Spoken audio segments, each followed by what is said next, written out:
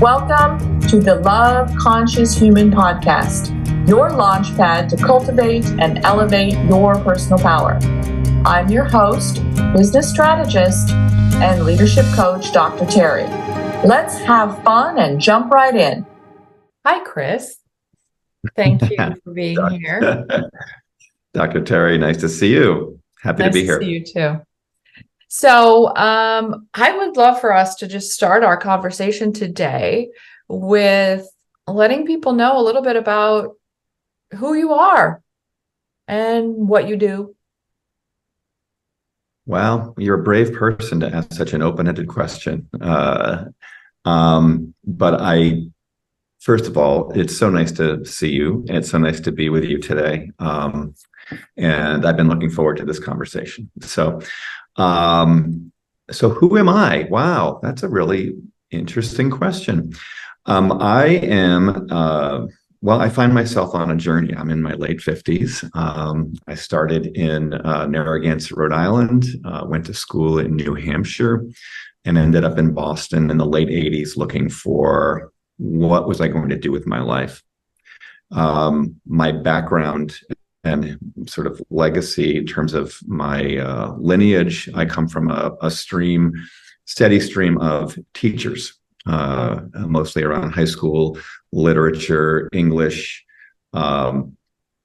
So I thought that's what I was going to get into, and I majored in journalism and kind of was attacking the world from sort of what I knew or what I thought I was supposed to do, I guess. And quite frankly, writing and communication has always been natural to me. So it seemed like the way I was going. The universe had other ideas, and I started looking for journalism jobs, newspapers, that sort of things, magazines. And you begin to downshift into copywriting, and then you downshift into technical writing, maybe, although I wasn't technical. And pretty soon you're looking at the want ads for waiter and bartender. It was this sort of devolution. And I thought, what is happening? Ended up getting a temp job at a consultancy, a pretty high-flying consultancy in Cambridge, where the term re-engineering was just coined. And some of us on the older side will remember that sort of wave in the business process re-engineering. It was this new era in thinking about the world. And I like this because it started with this idea, this concept from Dr. Michael Hammer, who is an MIT really high-minded thinker in this area. And he had this concept, and he wrote an article in the Harvard Business Review called "Don't Automate, Obliterate." Oh. And it really is a very intriguing concept when you think about it, that this notion of paving the cow paths, which is actually quite associated with Boston. If you've ever tried, and those of you who are not from Boston, if you've ever tried to drive in Boston, you'll recognize that there is not a straight road anywhere to be found. And the notion that I think occurred to Dr. Michael Hammer, who actually passed away 15 or so years ago, was that when you pave the cow paths, you end up with crappy roads, or roads that don't necessarily meet. And so the concept there is, if you have a process that is sort of flawed, but it's a known process, don't necessarily try to automate that as the way to go forward, but to actually use that opportunity to rethink what you do. And so don't pave the cow paths, don't automate, obliterate. And to me, I love associating with a complex subject matter with a very simple way to illustrate it. You know that, Chris, right now, when you're talking about that reminds me a lot of our work. Absolutely. And the work that I do. Absolutely. This is what I'm saying to you. Sometimes these very simple descriptions or these ways of thinking about complex subjects can actually be made much more simple when you can illustrate it, when you can kind of attach yourself to something that means something. And I absolutely see how this dovetails into the flip your switch. Yeah. And that and the way to think about how you evolve Yeah. As a human. spiritually, yeah, Yeah. as a human, spiritually, and so on. So yes, and so this has been my journey. I feel like I'm reliving the journey over and over and over again. That I went through that process of backing my way into a temp job. And I said, I didn't want anything permanent. I want it just temporary because I'm going to be a writer. I still had in my mind that that's what I was going to do. So I took this part-time thing. And then what happened is it was in the technology department, the IT department of this company. And so I was doing very low-level menial stuff. I was faxing things and Right. filing and opening mail. But it was in the IT department, and they said, and my boss at the time said, he sort of smirked and he said, "You seem like you're kind of run out of things to do. Why don't I come with me?" He realized that I had sort of run out of things to do, and I was and so he started to show me how to install software. One thing led to another, and next thing you knew, I became his assistant in the IT department, and I was gobbling it up. I was a sponge, and I became an IT person completely accidentally with no background in computers whatsoever. Next thing you know, I'm flying around the country setting up Novell networks and became the network manager, I mean, just things that I never would have remotely Imagine. thought about doing. Yeah. And so that opened up a whole new world. So 5 years into that starts to feel like a job. He and I leave and start our own company doing this stuff. Great. We do that for 10, 15 years, and that starts to feel like a job. So you can see a pattern. So I leave that. I maintain my shares in that it was a company called iCore Technologies. It's still in operation. I still had I went to the Bruins last night with my business partner, Mike Hadley, who's a dear friend and business partner. He's still running that. I left to go start startups, and I became into the startup world. So I guess that's where I am today. And that's led me into artificial intelligence. Again, a journey that I could never in a million years have plotted out for myself. Yeah. And I associate it with sort of the hero's journey, so to speak, or this Yep. idea of just sort of surrendering to the world and being confident enough that when you take the next step, you will find some solid footing. And if you don't, you will get an interesting story out of it to tell. Yeah. Right. Yeah. So I that's love kind of this. where I am. So now I am the head of AI strategy for a global software technology company that focuses on investigative analytics and big data. We work with a range of different organizations, from police departments to investigative organizations to legal services companies to corporates. All over the world. It's based in Sydney, and I am the first person in this role. It's a brand new role in AI strategy and operations. So my job is to make sure that we apply artificial intelligence in a responsible and ethical manner to be supportable and defensible to our various customers, and to be good stewards of that as we do so going forward. There's a strong charter to do this in a responsible and ethical way. So that's where I find myself today as we speak. Wow. That's a lot. But I Lucky I do. was able to condense that into a short thing, because that could have been 7 hours if you didn't have a short leash on me. But that's as quick as I can make that long sort of tale. That's pretty good though. And I picked up on a couple of things there that I think are actually essential for people looking to understand some of the subjects that we go into in this podcast. We have the, get out of your left brain into your right mind, which is, getting out of that war conscious duality, capture, contain, and control mindset. And then, getting into a more open, comprehend, care, use compassion, and try to solve things from a higher level. We also talk about getting out of the petty self into the higher self. And I think you touched on those a lot. And then what I think I want to look at now is, like, you're talking about how the universe is guiding and controlling you. And I know how, I mean, not really controlling, but like shaping you and helping you find your path to your potential. And I know that in my life, there's been this kind of rinse and repeat pattern where I need to shut up and listen. I need to like stop thinking that I know, and I need to allow the knowing to come to me. And when you recounted that journey, that devolution of just constantly going down, down, down, down, down, it's sort of like we're really not listening. We're not getting the message that we actually have a path to follow. And when this thing is not working out, we need to stop and look for the neon signs that say go this other way, and be open and allowing and noticing, how do I change?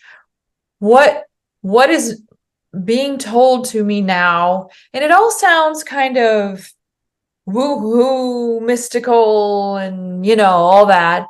But I find time and time and time again that it's true, that it is what happens when we hook into our evolutionary drive. And I mean, you even mentioned The Hero's Journey by Campbell. And it's like, yeah, I mean, he sussed out that this is what's happening all the time with people who are growing and moving forward. And not doing it feels like we get lost. And we'll go down a rabbit hole until we finally get a big enough 2x4 upside the head to wake up. Yes, no, and I think the challenge is an obvious one for me. Because there's this whole idea that you need to advocate for yourself, right? Which is valid, right? You don't want to be a doormat. You don't want you want to have a sense of control. We hear over and over again, you write your own script, right? You write the story of your life. And then we somehow tell people this conflicting message that says, well, just surrender. You can't control everything. And there's this odd, and I understand the confusion there, right? So if you're just letting, the waves bob you around, I always consider, I envision, and I've talked to some people about this who seemed like they were directionless. Just imagine yourself a bottle floating in the ocean, just sort of bobbing around whichever way the wind and the waves take you, as opposed to putting up a sail and actually charting a course and going with it. And actually, it's a good analogy, because you can't control where the wind's blowing, but you can almost. And I'm lucky enough to have done quite a bit of sailing in my life. We used to have a sailboat as a kid, and I learned at camp. You can sail pretty much almost dead into the wind, just off, one way or the other, and actually that might even be your fastest journey with the way aerodynamics works. But the point being that there's a difference between being listless and directionless, and also in controlling too much. And so there is this interesting balance of the surrender at the same time following a path that is more natural. And the grasping too hard of an idea, and I think that's the difference, right? It's that squeezing tight on something that you feel like you know the answer, as opposed to moving intuitively in a direction that feels right to you. And those are two different things. And that's right. Really, to me, the magic happens. So yeah, I mean, I don't know how to explore that deeper, but that's kind of the only way I can kind of articulate it. Yeah. Yeah, I mean, and we've worked together for a long time, and so you're very articulate about this. You already were very much like that coming into our work together, but now you're incredibly articulate about that. And I do like the sailing metaphor a lot, because there is this thing where there's the waves, okay, that are going to throw you around in life. And so you do kind of have to, pull it together and realize on a very base level, what do I need to do? Ask yourself some really basic questions. What's needed? What might work? What won't work? Because the waves might be too strong, or you just don't understand how to sail. And so what do you need to learn for your next step and all of that? And then, then there's the capturing of the power. You talked about the wind and the power. And I equate that to, that's the universe having your back. Like, there is a power, and you talked about the fastest way. So when you harness the power of the universe that has your back, yeah, like, you're off and running. And you can do like unimaginable things that when you were bobbing around clueless, you could never imagine such a thing. And then you allow the wind to take you, and all you need to really do is pay attention to what the wind is saying, what the water is saying, and just navigate and know your general direction. And you'll get there, and you'll get there surprisingly fast and in amazingly like far places.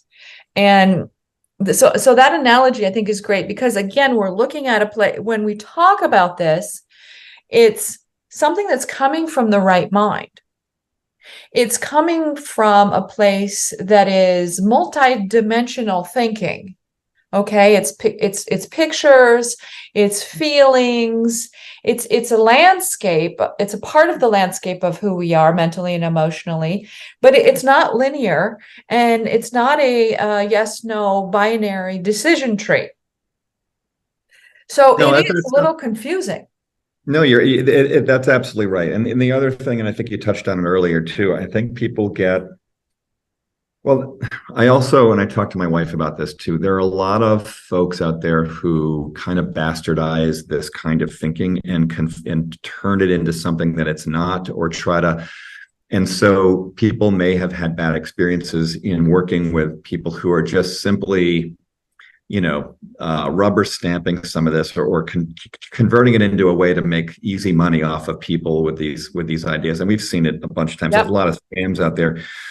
But there's also this notion that if it's not magical and working right away, that it's not worth doing, right? So you might try to put up the sale, and then it doesn't work, and you say, well, see, I told you, and then you walk away. And the other thing is that that this notion of going on this journey means that you will forever leave behind bad feelings, or depression. The dark cloud will never come again, or that you won't run into problems, or you won't get sick anymore. And the bottom line is, those waves, you're still in the waves. Like, the waves are going to be what they're going to be, and sometimes they're going to knock you on your rear end.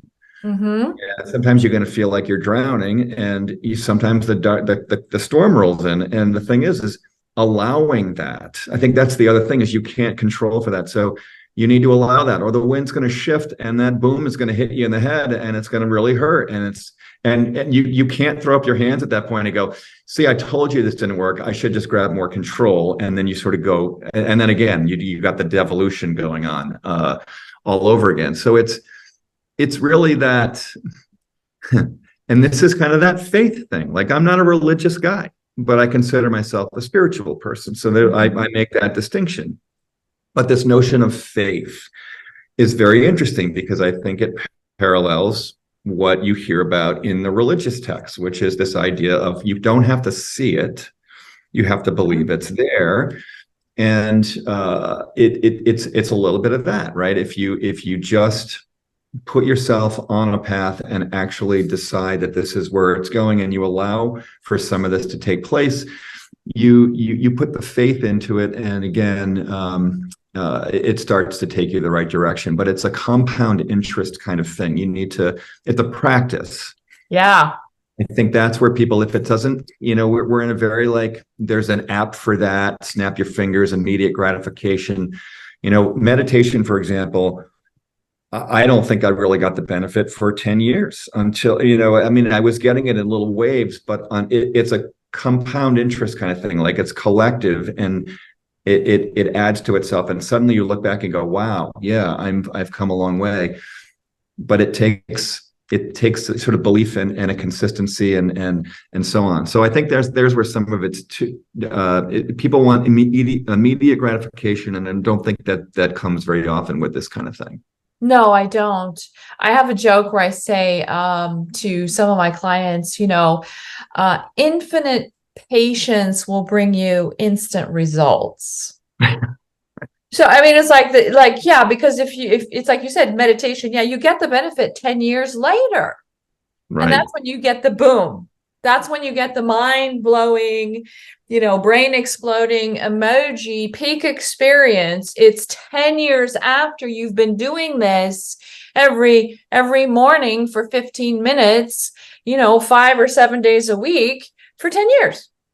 Yeah. And then you have these amazing peak experiences and you completely level up. And it's like that whole new paradigm where you suddenly have vision, and you can see, you feel like, you're like precog, exactly what's going to happen when you see something. You didn't know that 5 years ago. You couldn't suss that out. But now in a new situation, who you're dealing with, what they're going to do. And people think, oh, wow, you're like, gosh, are you some behavioral analysis, or are you psychic? Or no, you're just an evolving human. And these are things that come naturally when you're getting out of your left brain into your right mind, or what I call out of the war consciousness, the capture, contain, and control, like that whole tight thing that, you want to hold on to everything and just like you capture, contain, or kill it if you can. And then on the other end, that whole understanding that we are part of something that's way bigger than us, that we are parts of a whole, that you don't win or lose, I don't win or lose. We're just sort of this complementarity that's happening in this, in this sort of nebulous sort of way. And we're not the big forces. Now, as humanity, maybe a big force on the planet, when we're all in it together, moving in a certain direction, which is obviously why I wrote my book, Flip Your Switch, is to, help people get out of that tight spot that you've described, of where you're strangling yourself, you're strangling your own success, and you're stunting your growth and your potential, and get out of there and get into that love consciousness of understanding the connectivity of everything, and understanding how you can actually blossom and be at ease and see more and have and do greater things that are more meaningful and have more depth and beautiful relationships, and just feel happier and healthier. It's a trend. It's a scale. It's not something like you said, you snap and then it's done. So the book is Flip Your Switch, A User's Guide to a Whole New Mind. But You're not going to flip your switch just one time. You're going to do it all day, every day as a practice.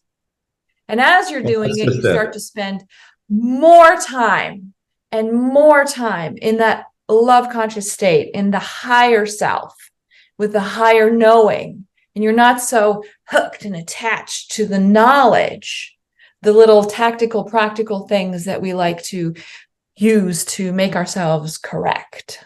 Yeah, and I actually, the other thing too, I don't want people to get the idea that you don't get benefit from it until 10 years. I think what it is that it's recognizing that you're on a path. That's the exciting part. And then that gives you the confidence to keep going. And then you have these little wins as you go. And then at every stage, you have a better vantage point about what's next.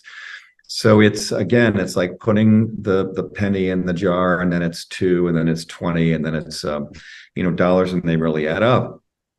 And I love the concept of the immediate gratification. My favorite quote is, the best time to plant a tree is 20 years ago.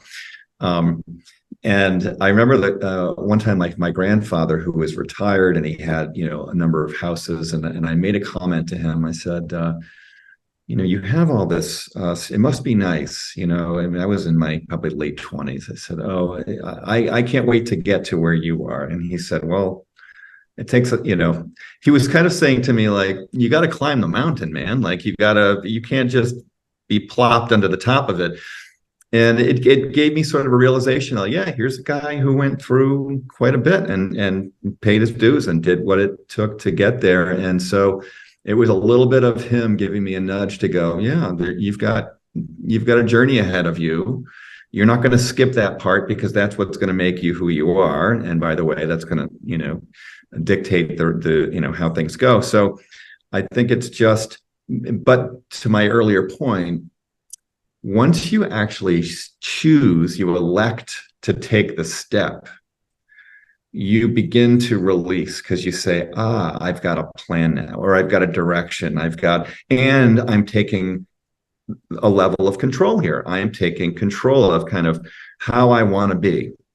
That's right? How I want to be. It's not what I want to have. Right. It's not what I'm going to get. Right. You're taking control and you're being at choice with who you want to become, who will you choose to be, and how will you show up with people. And that's like the nugget because and you've heard me say this, I'm sure, like plenty of times. It's not what you're doing. It's who you're being while you're doing whatever it is you're doing. Like the same action, like you can cut flesh with a knife, a surgeon or a murderer. Like it's the same action, but who you're being makes all the difference on the outcome.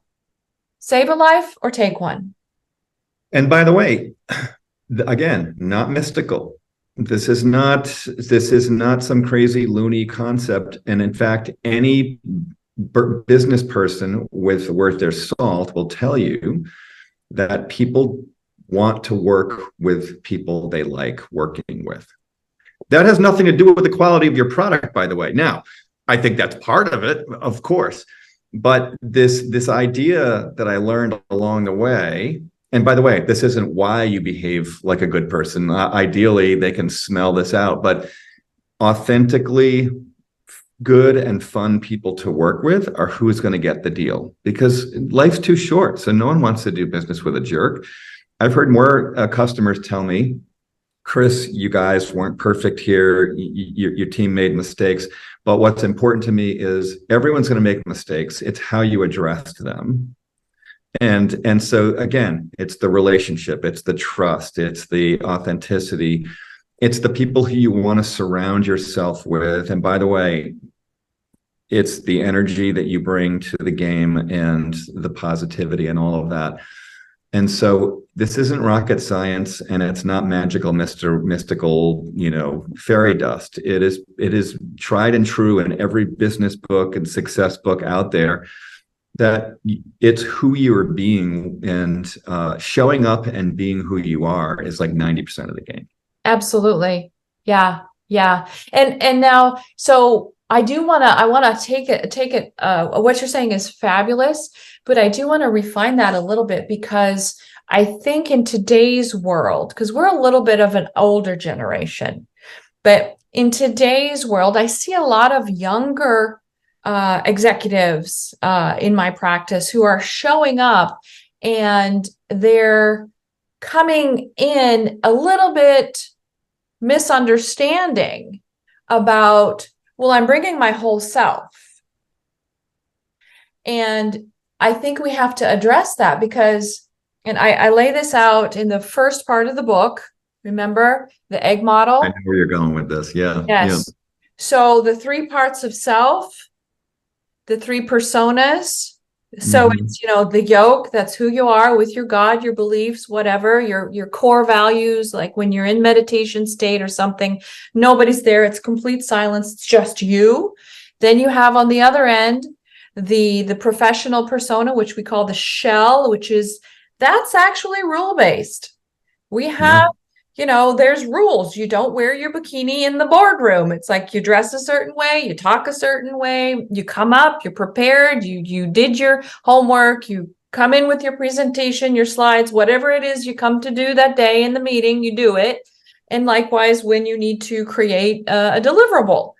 And then there's the white of the egg, which is the family, friends, and loved ones. That's your personal, not your private, but your personal persona. And that's kind of a mix.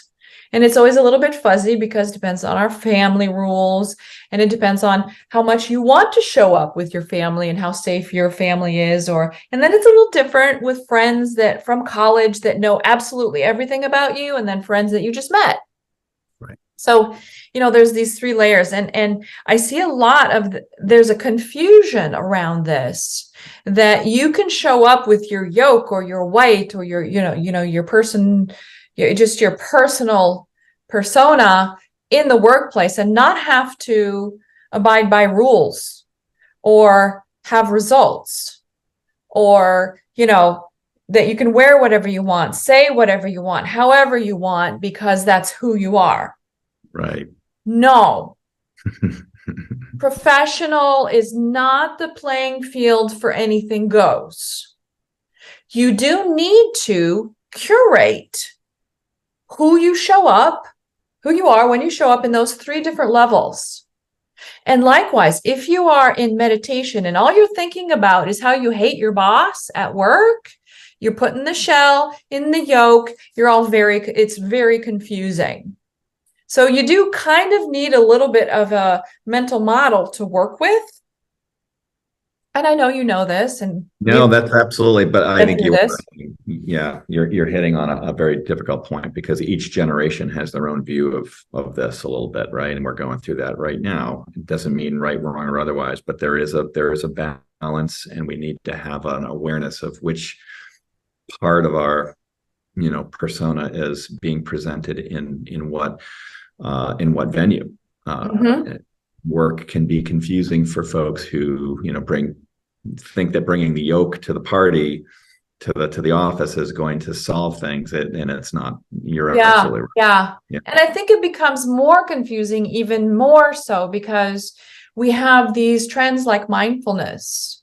And then we have these mindfulness teachers that show up for the Friday noon thing at work, teaching people mindfulness. And there needs to be some kind of aggregation. You need to kind of like box this out so that you're consciously choosing, I'm in my yoga in meditation or mindfulness. And then I'm going to go and I'm going to deliver this deliverable in a completely precise, professional way. And then I'm going to choose to talk to my sister or my mother or something in this particular way. And it's all about being a choice, being self-aware and being a choice. And that's the egg model. That's why I invented it, because how do you know if you're self-aware? Yeah. No, big problem. Absolutely. And what's interesting is that the way, I think you and I have talked about this. There's been an overcorrection in terms of the what they call it, political correctness. I don't want to go there, because I do think there's a lot of correction that needed to happen. But what happens is then everyone's afraid to talk about anything at any time, and so if you can use a framework like the shell, yolk, white, and have open dialogue and respectful engagement, both who you are yourself, you also know who, or you should know who you signed up to work for, and what's sort of the style there. And if it's not a good fit, it's not a good fit, and it's time to move on. But it's not everyone has to behave the same way. So otherwise there's been some the humanity kind of thing. So I think that again, and I think that that's sometimes when there is a shift, there are going to be oversteps, and there are going to be hurt feelings and all of that, and it does need to the dust needs to settle.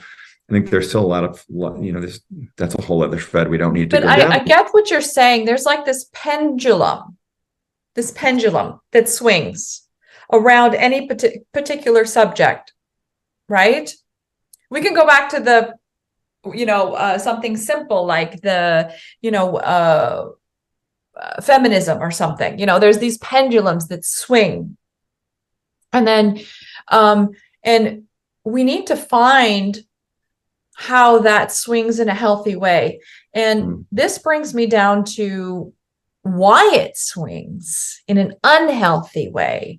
And that's because of the inherent, what I call duality consciousness or war consciousness, which is a perversion on polarity. So, I know you and I are both on the Tai Chi path here. And if we take the Tai Chi symbol, it's inherent balance. And then there's the line, the S kind of thing down the middle. And that's where the pendulum finds its balance. And I think it's really interesting how we have, and people know this, our world is too war conscious. We're too quick to judge, to want to, which is why we created political correctness on the other side, because people are being jerks on one side, right? So we're saying, stop saying mean things to people just because you think it's funny. It's not okay. Right. And so that swinging back and forth is inherently that duality, that division, which is the perversion of polarity, because polarity shouldn't have such extremes. Yeah. Go ahead. It's you're right. I mean, I think that it's the very interesting. There's the problem, and then there's the agitation to the problem, or the exacerbation. And the exacerbation here is the influx of information, right? So the world is getting super complex, and things are changing so fast that in order, and I was told this about New Yorkers many years ago, people always claimed that New Yorkers were cold people because they didn't want to talk to you on the street. And it was explained at some point, no, they just need to kind of close down some of this. It's sensory overload. There are millions of people, and they have to get through traffic. And it was a very interesting insight that someone gave me, that said, no, they're not cold people. They're just sort of making the noise. They're dulling the noise. And if ignoring you on the street helps them do that, that's not to be taken personally. I thought, that's very interesting. Well, it's basically what happens now is everyone needs to make it black and white. You're with us or you're against us. Right. It's good or it's bad, without any context. And so this rush to judgment, this duality approach, this binary approach, and my biggest, and so in my discussions with people, whether it's a debate or if I'm trying to respectfully disagree with someone, the one thing that I found so helpful is that two things can be true at once. That statement is really, it's a disarming. Yes. Because you can say, it is true that, X was, incorrect to do X, Y, Z. However, it is also true that the situation that person was in was an unfair situation, yada, yada. And instead of having this person should be tarred and feathered tomorrow, it's, come on, take a step back, a little bit of perspective. And I think that is so needed right now. This lurching back and forth gets us nowhere. Our political system is just all locked up. And that's that reductionist mindset from that whole war conscious left brain thing. Like, if we just reduce people to this one thing, then I can just, in my mind or in reality, just tar and feather them, get rid of them, send them away, whatever. Like, I can just sort of have a quick fix on it and solve nothing. Let's just get to the quick fix. Let's duct tape the crack in the window. All right, we're done. No, we have to have a little more depth, a little bit more caring, a little bit more vision. And this leads me into something that I think, you're going to be thinking about a lot in what you do, is that we have these technological advances We have this hyper ability to disseminate information in ways. And so technology is going so fast, but we're neglecting our evolution as humans. The human technology of mind, heart, and body is getting neglected while we're evolving all this stuff out here. And it's kind of like we kind of don't need that much more technical advancements. We just need to do better things with tech and evolve ourselves. Like, it's sort of like we got all the tools we need. We don't need more widgets and tools. We need to do a really good job as evolved individuals and groups and organizations in order to do good things with this. Mm-hmm. Otherwise, we're randomly if we're just going to duct tape the window every time it cracks, we're just going to end up with a lot of unintended consequences, making messes. Yeah. Now, I have a platform that I'm going off of because they for teaching and stuff. And so the person who does that for me was trying to upload some information and then they're doing a beta on their AI.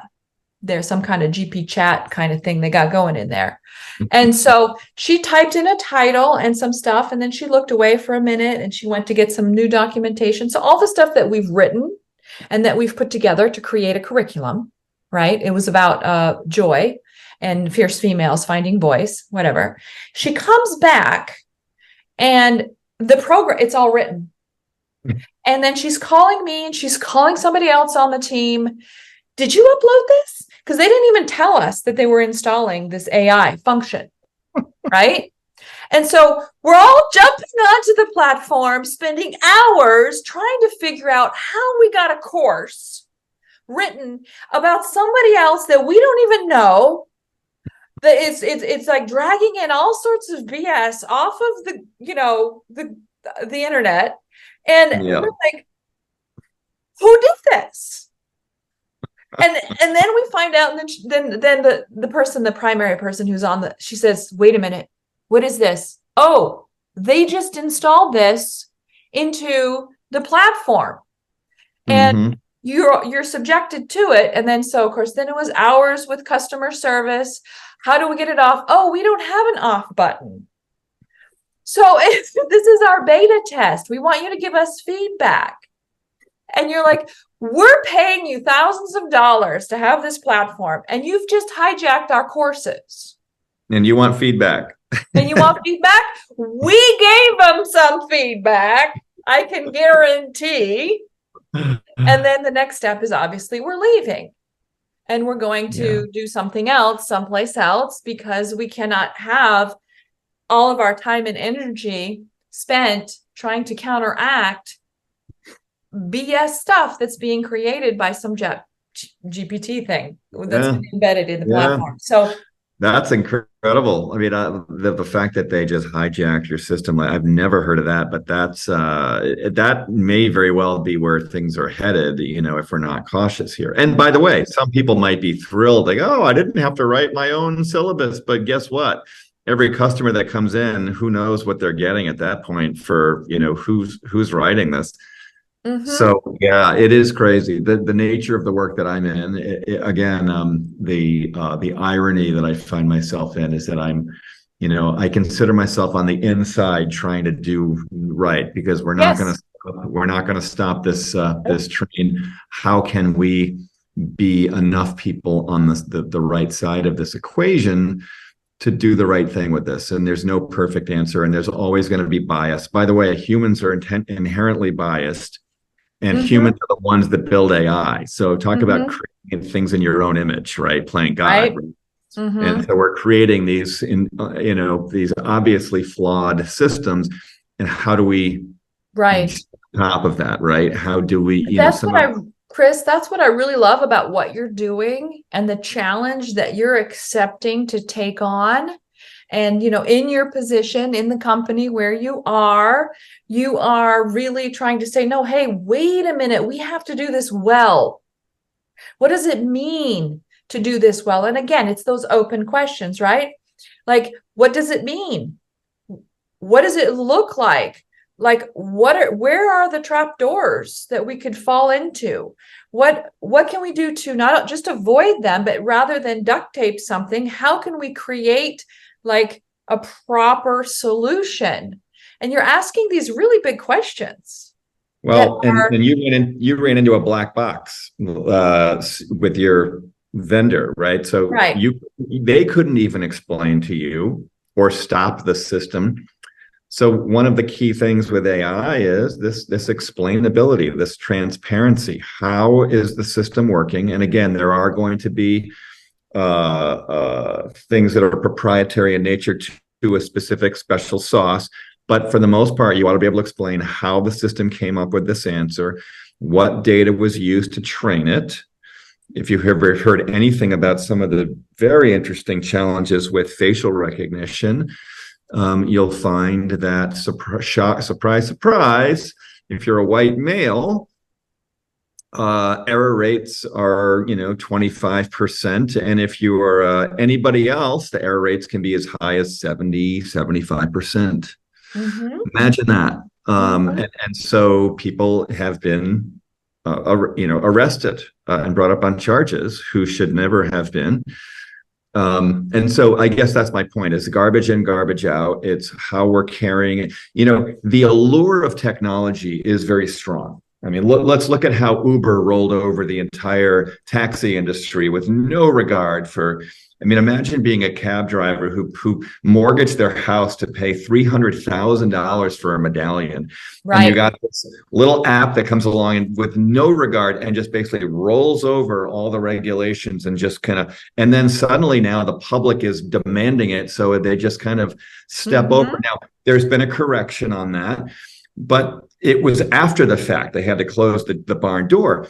Here with AI, we're trying to get ahead of it, and regulations. The EU AI Act is a pretty strong voice in this. But in any event, I don't want to go too far down the AI rabbit hole. But the point is that you have to do these technology things with responsibility, ethics, care, explainability, and so on. Yeah. And this is where I think it's like, this is why I do what I do. This is why I wrote the book, Flip Your Switch, A User's Guide to a Whole New Mind. It's Great book. Because this is where we need to be thinking from in order to do things well. In business, in relationships, in health, whatever you're doing, it doesn't really matter, It's like we need to be coming from that place of right-mindedness, that love consciousness where we have an actual care about what we're doing, and we're looking for actual, higher level solutions, and we're using our higher self. Now, most of us are deprived. I sadly read some stats about this. And that only 20% of the population actually reaches this state of emotional and mental maturity where the higher self kicks in. And I was a little devastated by the number. And that's usually people who are over the age of 45. And they finally get there, but it's only 20%. So the other 80% never get there. And then some of the 20% that get there took a while. So it's like, well, we need to know that there is love consciousness and there is this war consciousness. You can get out of the petty mind self and get into your higher self. And that when you function from that level, you do things well, you contribute to society, to your company, to your family, to your own well-being in wholly different ways. And it feels good, right? This, it feels better, but also I think we need it as a species. We need this. Yeah. Do you know about the Tough Mudder? Do you know this term? mud or MUDDER. It's a race, and you do like a 3 hour, 4 hour up in the mountains, and you run through all these obstacles and over walls and through. But mud is one of the things that you have to climb through mud and underneath things, and it's. But what's interesting about the Tough Mudder is not only is it a grueling and rigorous, but you never are supposed to leave. You're never supposed to get over a wall without helping someone over with you. Yeah. And I think that it's a perfect metaphor for what you're engaged in and what we need to do, because there's a part of society that said we need everyone to have something on their plate to eat. We should have no starving people. We should, and we're still working on that. So people think about the haves and have-nots from this sort of, food or tangible things.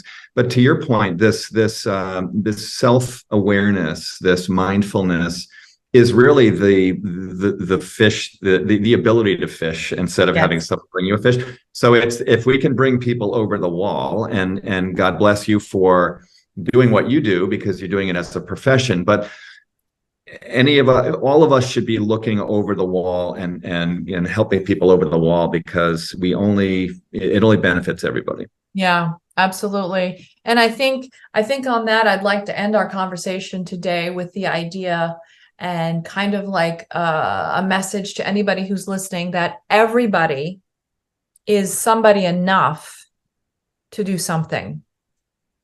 Oh, yeah. Yeah. Absolutely. Everyone brings something to the table, and they might not recognize it, but even smile or a hug will start things going in the right direction for someone. Absolutely. Yeah. I love the message. Thank you so much, Chris, for being here. I really appreciate these conversations, and thank you so much. Well, thank you for having me. I've really enjoyed the time, Dr. Teri. We'll speak soon. Thanks for listening to this episode from start to finish. It is always a pleasure to reach a fellow love-conscious human. If you want to expand on your consciousness education, check out the book, Flip Your Switch, on Amazon, and the courses on loveconscioushuman.com. Or you can book a private coaching session with me. We hope you'll join us again. Be sure to subscribe and leave a review. Let's come together to crowdsource a love-conscious world.